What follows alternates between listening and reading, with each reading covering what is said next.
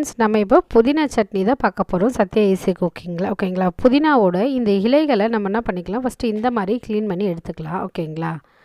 அதோட காம்பு பகுதியை வந்து வேண்டாம், இலை பகுதிகளை மட்டும் நம்ம என்ன பண்ணிக்கலாம், அதை வந்து க்ளீன் பண்ணிக்கலாம். ஓகேங்களா? இப்போ நான் வந்து கொஞ்சமாக க்ளீன் பண்ணிட்டேன். இந்த மாதிரி தான் நம்ம எல்லா இலைகளையும் க்ளீன் பண்ணி வச்சுக்கணும். ஓகேங்களா? இப்போ நான் எல்லா இலைகளும் க்ளீன் பண்ணிட்டேன். இப்போ க்ளீன் பண்ணதுக்கப்புறமா தண்ணி ஊற்றிட்டு நம்ம என்ன பண்ணிக்கலாம், அந்த இலைகளை எல்லாத்தையும் நம்ம வாஷ் பண்ணிக்கலாம். ஓகேங்களா? இப்போது வாஷ் பண்ணியாச்சு. வாஷ் பண்ணதுக்கப்புறமா இந்த இலைகளை எல்லாத்தையும் நான் என்ன பண்ணிக்கினேன், ஒரு தட்டில் எடுத்து வச்சிட்டேன். ஓகேங்களா? இப்போ இந்த மாதிரி தான் நான் வந்து எல்லாத்தையும் எடுத்து வச்சிட்டேன். அதே மாதிரி நம்ம வந்து கொத்தமல்லியும் கொஞ்சம் எடுத்து க்ளீன் பண்ணிவிட்டு ஒரு தட்டில் வச்சுக்கலாம்.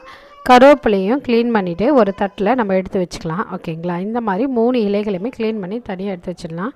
இப்போது நம்ம ஒரு பாத்திரம் எடுத்துக்கலாம். அதில் தேவையான அளவுக்கு நம்ம வந்து எண்ணெய் ஊற்றிக்கலாம். இப்போ எண்ணெய் நல்லா காஞ்சி வந்துருச்சு. எண்ணெய் நல்லா காஞ்சி வந்தோன்னா கொஞ்சமாக கடுகு ஆட் பண்ணிக்கலாம். ஓகேங்களா? கடுகு ஆட் பண்ணிவிட்டு கடுகு நல்லா பொரிஞ்சு வந்ததுக்கப்புறமா நம்ம கொஞ்சமாக வந்து உளுத்தம் பருப்பு கொஞ்சம் ஆட் பண்ணிக்கலாம். ஓகேங்களா? இப்போது கடுகும் உளுத்தம் பருப்பும் நல்லா பொரிஞ்சு வரட்டும். ஓகேங்களா? வந்ததுக்கப்புறமா பூண்டு கொஞ்சம் ஆட் பண்ணிக்கலாம். ஓகேங்களா? பூண்டு ஆட் பண்ணிவிட்டு பூண்டு ஜஸ்ட்டு ஒரு கலர் சேஞ்ச் ஆனால் மட்டும் ஓகேங்களா? அப்புறம் காரத்துக்கு பச்சை மிளகாய் ஆட் பண்ணிக்கலாம். நீங்கள் உங்கள் காரத்துக்கு ஏற்ற மாதிரி பச்சை மிளகாய் ஆட் பண்ணிவிட்டு வதக்கி விட்டுக்கலாம். ஓகேங்களா? இப்போது எல்லாம் நல்லா ஓரளவுக்கு நல்லா வதங்கி வந்தோடனே இஞ்சி ஆட் பண்ணிக்கலாம். இஞ்சி ஆட் பண்ணிவிட்டு இஞ்சியும் நல்லா வதக்கி விட்டுக்கலாம். ஓகேங்களா? இப்போ இஞ்சியும் இந்த அளவுக்கு நல்லா வதக்கிக்கலாம். ஓகேங்களா?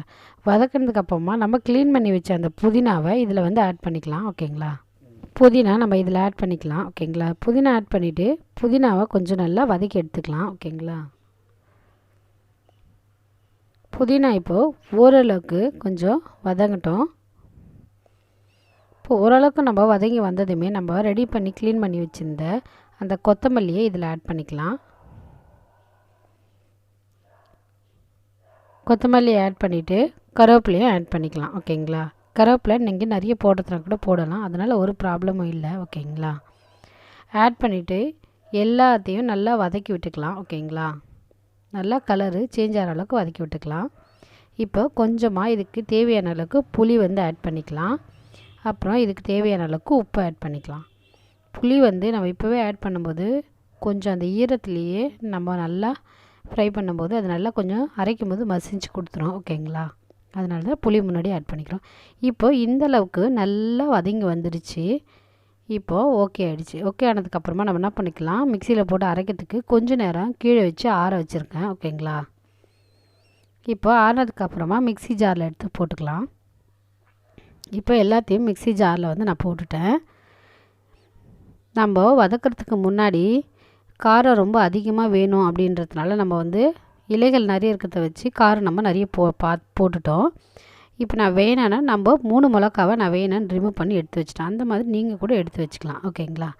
இப்போது மிக்சியில் நான் இந்த அளவுக்கு கன்சிஸ்டன்சிக்கு தான் நீங்களும் அதை அரைச்சிக்கணும். ஓகேங்களா? இப்போது அதை நல்லா அரைச்சிட்டேன். அரைச்சதுக்கப்புறமா ஒரு ஓரமாக எடுத்து வச்சுட்டு இப்போ ஒரு பாத்திரம் எடுத்துக்கலாம். அதில் தேவையான அளவுக்கு எண்ணெய் ஊற்றிக்கலாம். எண்ணெய் நல்லா காஞ்சி வந்ததுக்கப்புறமா கடுகு போட்டுக்கலாம். கடுகு நல்லா பொரிஞ்சு வந்துடுச்சு. கடுகு நல்லா பொரிஞ்சு வந்தோமா கொஞ்சமாக உளுத்தம் பருப்பு ஆட் பண்ணிக்கலாம். கொஞ்சமாக கருவேப்பிலை ஆட் பண்ணிக்கலாம். கொஞ்சமாக கொத்தமல்லி ஆட் பண்ணிக்கலாம். இப்போ இது எல்லாத்தையுமே ஸ்லோவில் வச்சுட்டு லேசாக ஒரு பொன்னிறமாக நம்ம வறுத்துக்கலாம். ஓகேங்களா? இப்போ பொன்னிறமாக லேசாக வறுப்பட்டு வந்ததுக்கப்புறமா நம்ம அரைச்சி வச்சுருந்த அந்த புதினாவை இதில் ஆட் பண்ணிக்கலாம். ஓகேங்களா?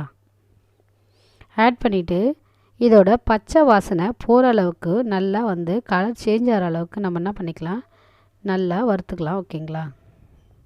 நல்லா ஃப்ரை பண்ணிக்கணும். கலர் நல்லா சேஞ்ச் ஆகிடணும். அது வரைக்கும் நம்ம கலர் சேஞ்ச் ஆகிற வரைக்கும் நம்ம வந்து நல்லா வதக்கி விட்டுக்கினே இருக்கணும். ஓகேங்களா? இப்போ பாருங்கள், நல்லா கலர் சேஞ்ச் ஆகி எண்ணெய்லாம் நல்லா திரிஞ்சு வந்துருச்சு. இப்போ இந்த ஸ்டேஜில் புதினா சட்னி ரெடி ஆகிடுச்சு. ஓகேங்களா? கண்டிப்பாக இந்த சட்னியை நீங்களும் உங்கள் வீட்டில் ட்ரை பண்ணி பாருங்கள். இந்த மாதிரியான ரெசிபிக்கு சத்யா ஈஸி குக்கிங்கை சப்ஸ்கிரைப் பண்ணி என்கரேஜ் பண்ணுங்கள். ஓகேங்களா? இது ஹெல்த்தியான உளுத்தங்கஞ்சியை வந்து பண்ணியிருக்கேன் ஓகேங்களா. அது வியூஸ் நிறைய போயிருக்கு. மேபி உங்களுக்கு ஹெல்த்தியான ரெசிபி வேணும்னா நீங்கள் டிஸ்கிரிப்ஷன் பாக்ஸில் கொடுக்குறேன், நீங்கள் போய் பாருங்கள். லிங்க் டிஸ்கிரிப்ஷனில் இருக்குது, நீங்கள் போய் பாருங்கள் ஓகேங்களா. தேங்க்யூ.